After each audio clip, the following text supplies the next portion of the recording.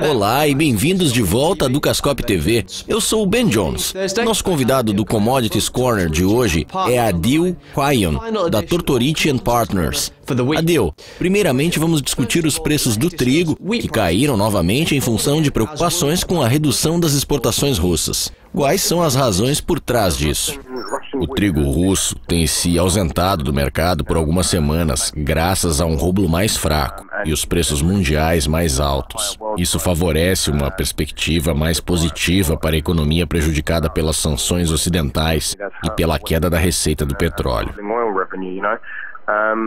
A receita proveniente dos grãos na Rússia é modesta se comparada à receita da energia. E é importante destacar que o excedente exportável de trigo está diminuindo. Dito isto, a retomada dos negócios do trigo em meio à estagnação do mês de setembro, juntamente com os altos preços do mercado interno, deve ajudar a impulsionar os ganhos dos agricultores, aliviando a demanda por empréstimos em bancos estatais, que também enfrentam sanções. A situação da Rússia é um pouco complicada por causa das sanções, e alguns de seus mercados estão mais fracos do que outros. Por exemplo, o fato de o rublo ter perdido 1/5 de seu valor teve um efeito significativo sobre outras commodities e matérias-primas do país. O aumento da demanda interna tem provocado alta nos preços domésticos, apesar da safra quase recorde, tornando o trigo russo caro demais para seus consumidores no norte da África e no Oriente Médio. Isto, juntamente com o aumento dos preços mundiais, destruiu a fraca competitividade internacional da Rússia e reabriu as portas para as exportações de trigo. As sanções impostas à Rússia por causa da crise na Ucrânia não cobrem financiamentos de curto prazo, permitindo que negociadores obtenham créditos com prazos mais longos e mais sustentáveis para manter seus negócios. O Brent se recuperou recentemente e foi dito que isso poderia acabar beneficiando algumas commodities agrícolas. Por que isso? Eu acredito que seja um pouco otimista dizer que o Brent tenha se recuperado, já que na quinta-feira o barril chegou a cair para $63. Mas é interessante você ter mencionado como isso afeta outras soft commodities, porque a energia representa metade do custo de produção de alimentos e metais. Praticamente todos os índices de commodities continuarão caindo com altos estoques, baixa demanda, desaceleração econômica e preços mais baixos para o petróleo, o que diminui o preço para as empresas de mineração e agricultores. O milho pode cair mais 3%, o algodão pode cair mais 7%, e o ouro é outra commodity que vai cair bastante. Os custos estão caindo à medida que a economia chinesa desacelera e um excedente surge para o cobre e o açúcar. Os metais e a soja são os maiores consumidores de energia.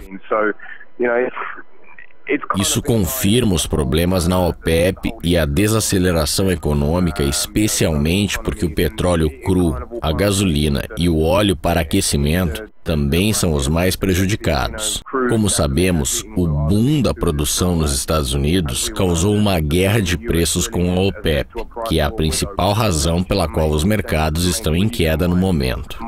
O petróleo cru despencou quase 45% nos últimos 6 meses. Parte do motivo é esse boom nos Estados Unidos, onde a produção aumentou cerca de 30%, totalizando quase 9 milhões de barris por dia. Obviamente, isso causou uma guerra de preços com a OPEP, que não vai mudar sua posição.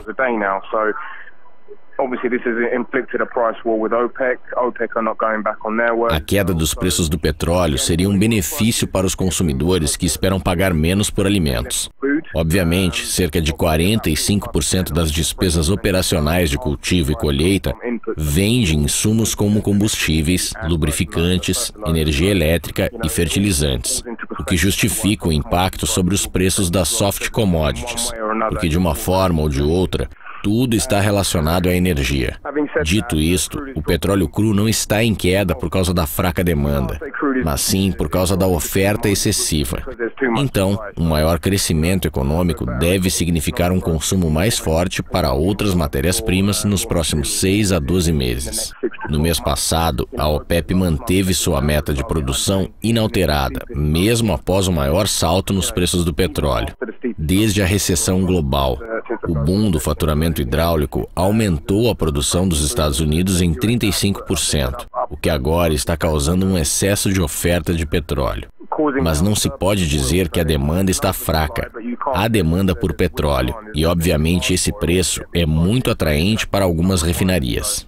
Finalmente, em resposta à sua pergunta, o milho é a commodity agrícola mais diretamente afetada com a queda dos preços do petróleo, e custos mais baixos poderiam estimular os agricultores a aumentar o plantio, reduzindo o apelo de derivados do grão.